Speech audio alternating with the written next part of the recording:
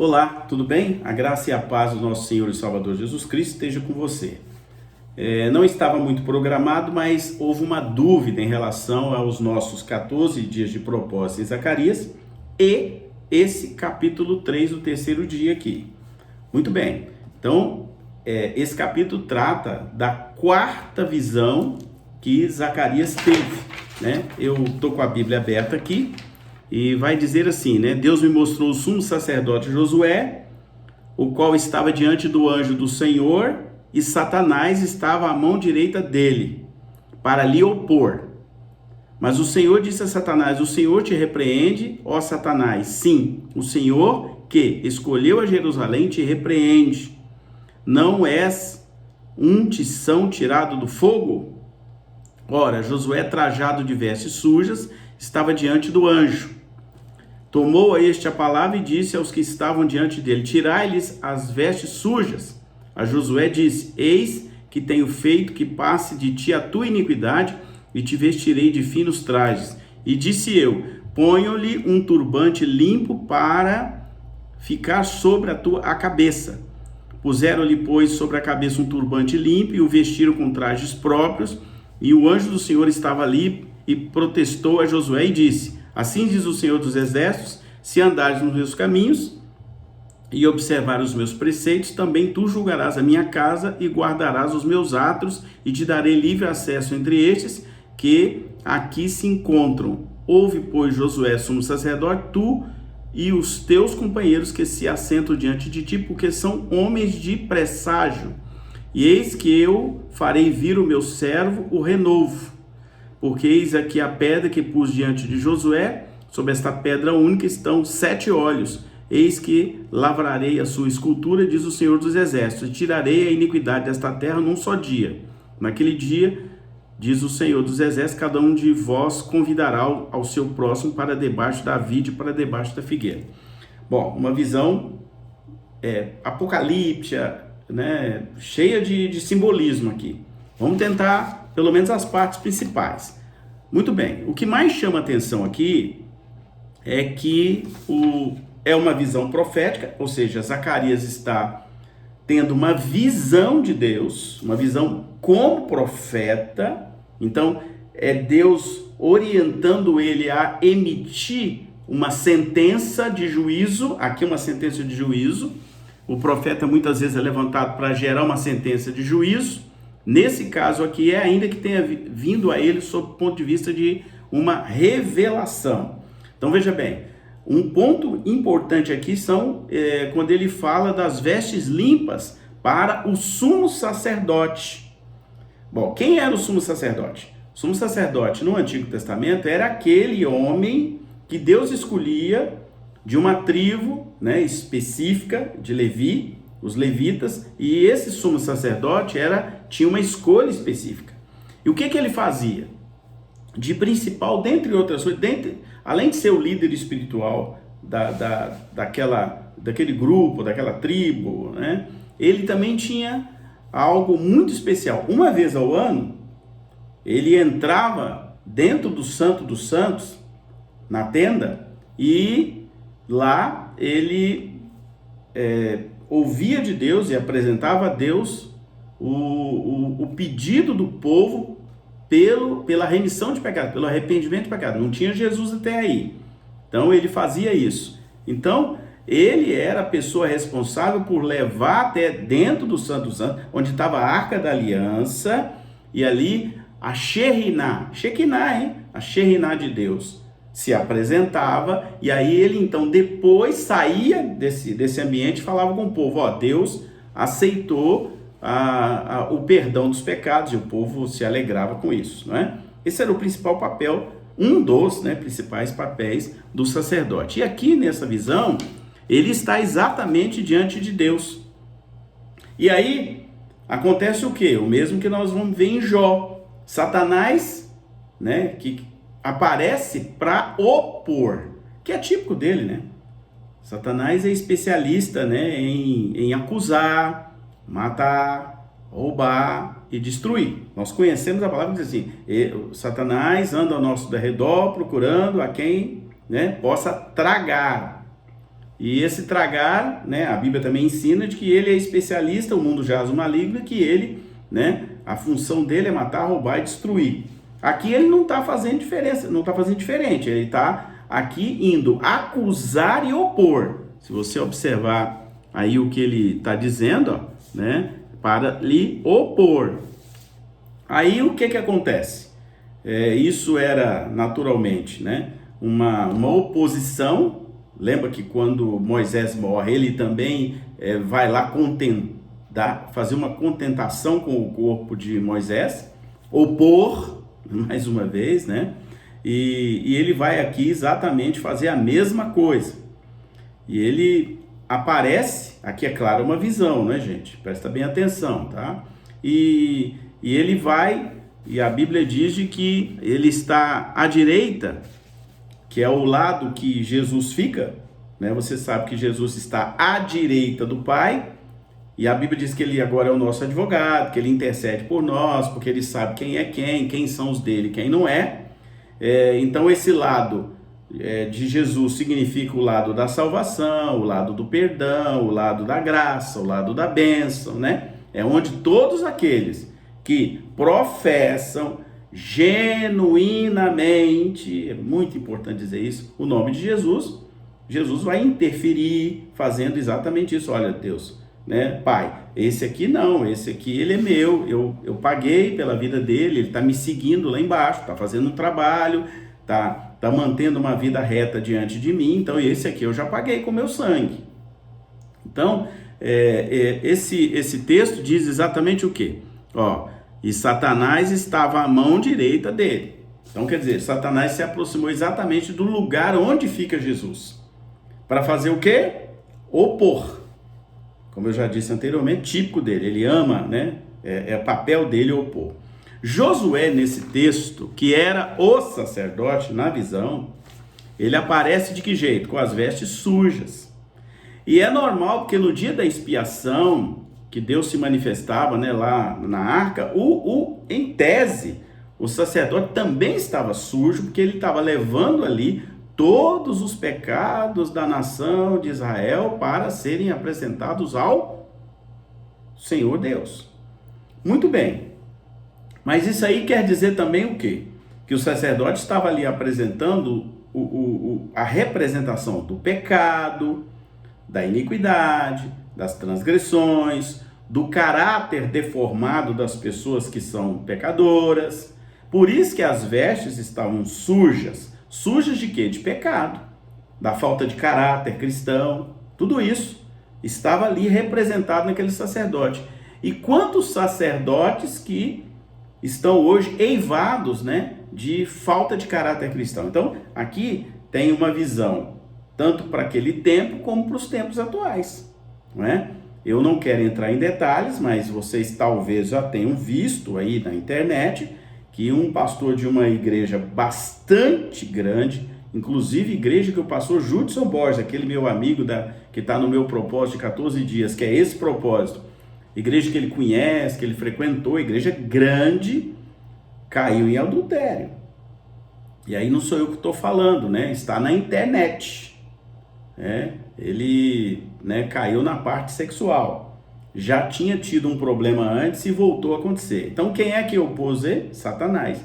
Quem é que apresentou a bandeja para ele? Satanás. Eu coloquei essa semana uns posts, né, e vocês lembram, Satanás não é onisciente, mas ele é oportunista, né? Satanás não conhece, ele não entra dentro de mim, porque eu já tenho Cristo aqui dentro de mim, mas ele observa o que eu estou fazendo, o que eu estou falando, o que eu estou, né, manipulando, que tipo de site eu estou abrindo. Ele está de olho. Aí ele viu a brecha, ele ataca na hora, principalmente servos de Deus, porque os que são dele lá, é como diz o outro, já está na mão dele mesmo, ele não está muito preocupado. Agora, nós que representamos a oposição a ele, que somos de Deus e que nós, né, digladiamos com eles, né, eu estou aqui representando a luz, ele as trevas, e a gente fica nessa luta, aí é diferente. Opa, me deu uma brecha lá, deixa eu pegar. E quantos pastores, quantos, né, líderes estão caindo exatamente nessa área sexual, né, que estão envergonhando o Evangelho de Cristo. E tem casos, não é só esse não, tá?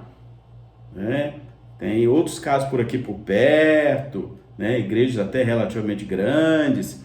Tem casos mais lá para São Paulo, Minas Gerais, Rio de Janeiro, de gente que você não imagina, tá? São pessoas graúdas, tá? Que envolve coisas assim que eu não posso falar aqui, né? Porque não tem nem como eu falar de tão grave que são as coisas que eles andam fazendo. E são gente aí que você vai entrar no perfil dele, tem 300 mil pessoas, 1 milhão de pessoas, que quando ele vai fazer uma live aí, enche de gente. Eu sempre falo, vocês têm cuidado, a coisa tá feia aí fora, tá? Nós estamos precisando muito de discernimento.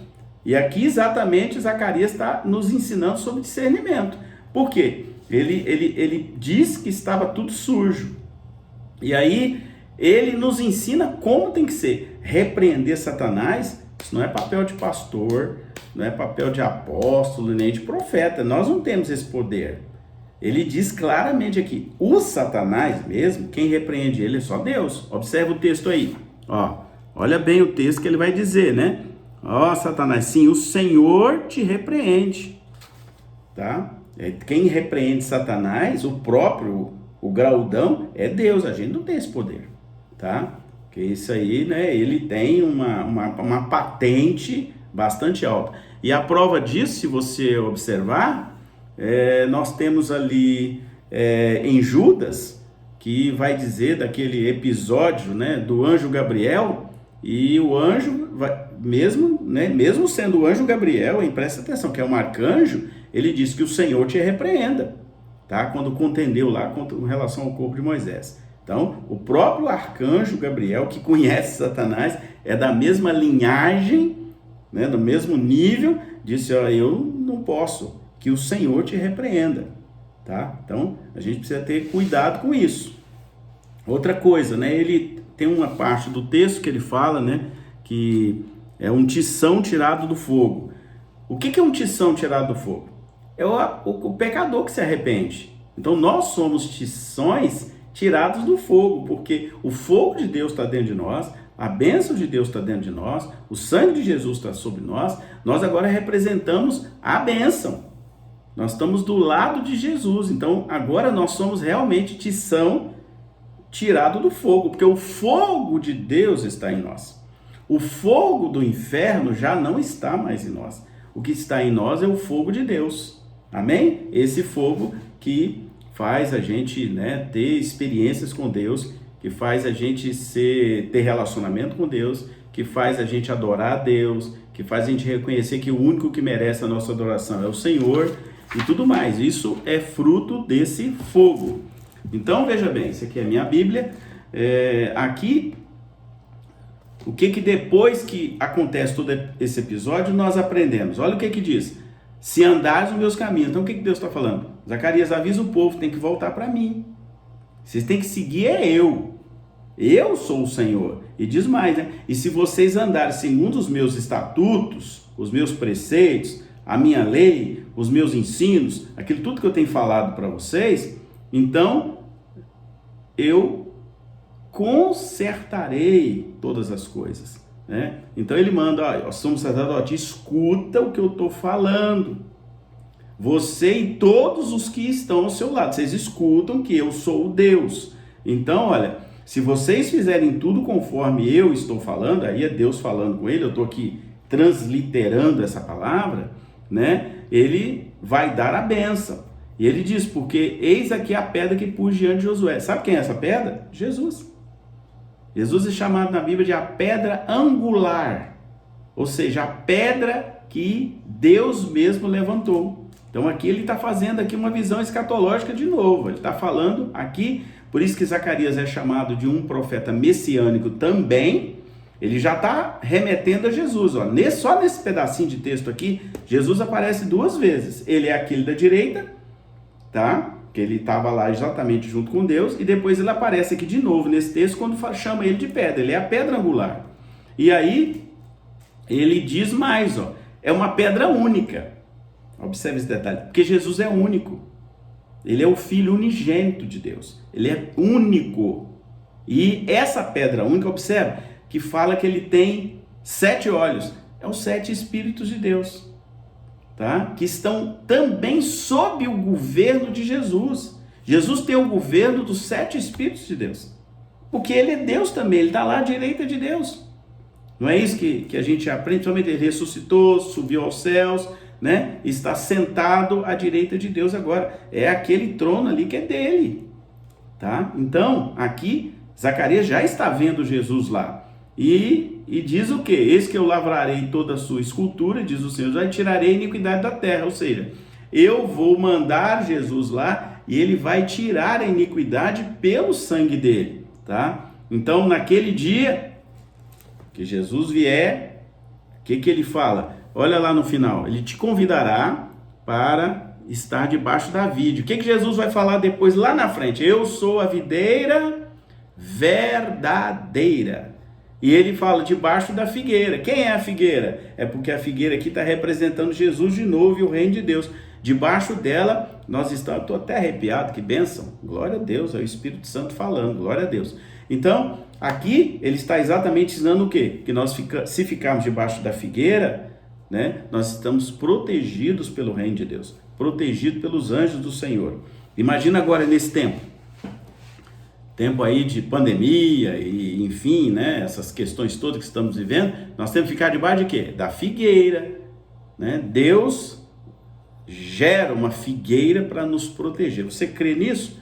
Amém. Então, como houve uma dúvida hoje, eu fiz questão de fazer essa pequena live aqui só para dar um pouco de entendimento nesse texto, porque esse texto realmente é mais difícil e principalmente porque essa visão é muito messiânica, ela está apontando para Jesus o tempo todo aqui ela está apontando para Jesus, né? Porque Jesus depois, ele né? Mas depois a gente vai entender, claro que ele diz, eu sou o sumo sacerdote, eu sou o rei, agora eu sou o sacerdote, né? Eterno, né? Esse papel, o sacerdócio real de Cristo Jesus aqui, já sinalizado antes de ele vir, e aí você vai ver também os 7 olhos, né?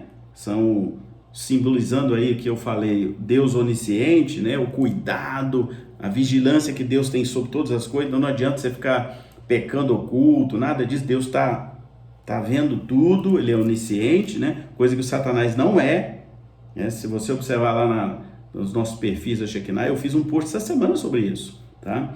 Ele fala que vai tirar a iniquidade da terra, exatamente esse ofício de Jesus, e essa figueira como proteção, paz, prosperidade. Eu anotei aqui essa questão, né? A condição final de quem vai ficar no reino de Deus é essa paz, essa alegria, esse gozo, né?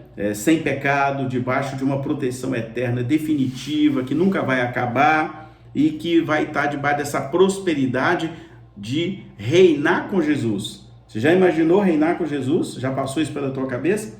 Então tá tudo aqui nessa visão de Zacarias, tá? Então, é muito interessante isso, né? Que você entender esses detalhes aqui mais simbólicos. Talvez eu tenha esquecido de falar, esqueci sim do turbante limpo, porque lá o sacerdote usava um turbante. Então, dessa maneira aqui, quando Deus coloca um novo turbante, ele está gerando um renovo no sacerdote, tá? E está apontando também que virá um dia em que nós receberemos uma vestidura branca e nós seremos renovados pela veste de justiça que o próprio Jesus vai nos dar pela justiça que ele fez na cruz. Então é muito bonito esse capítulo 3 aqui do nosso propósito de 14 dias, e principalmente porque aqui é uma tipologia, né, muito bonita do ofício sacerdotal, o ofício salvador de Jesus Cristo. Amém? Que Deus te abençoe, fique firme no propósito, tá? Eu estou firme no propósito, teremos ainda mais dias, hoje foi o 3º, quero deixar essa bênção e pedir para você, fique firme, porque Deus continua falando ao nosso coração, mesmo nessa linguagem completamente simbólica que é a linguagem de um profeta.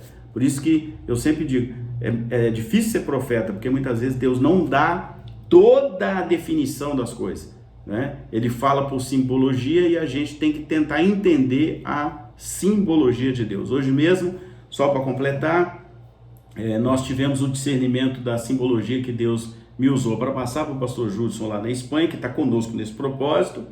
E hoje Deus deu mais uma visão muito difícil de interpretar no primeiro momento, porque Deus mostrou um anjo pegando o pastor Judson e ele mexeu com a mão assim, e aí o pastor Judson, eu vi as vísceras dele para fora, né? Como se, vou dar um exemplo assim bem simples, como se fosse um animal morto, você cortou e aí fica o couro para dentro e todas as vísceras para fora. E depois o anjo faz assim de volta, ele volta ao normal.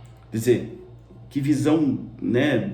Vou ser bem sincero, é doida, difícil, mas fomos conversando, eu e ele, fomos orando, né? E aí Deus começou a dar o discernimento para ele, tá? Porque essa visão era para ele, então ele já entendeu, porque conectou com uma outra palavra que um outro pastor entregou ontem, e aí ele falou, já entendi, agora eu já sei também o que é, nós já conversamos, mas presta atenção como é que é difícil ser profeta. Eu profetizei uma visão de Deus para ele que nem eu entendi, mas ele entendeu. E um outro pastor tinha sido usado para entregar algo similar e as coisas se conectaram. Amém? Deus não deixa de abençoar os seus e nem de avisar os seus de tudo que está por acontecer. Que Deus te abençoe ricamente em nome de Jesus. Fica firme, hein? No propósito. Estamos terminando o terceiro dia. Ainda temos mais alguns dias, 11 dias pela frente. Que Deus te abençoe com toda a sorte de bênçãos da palavra. Amém.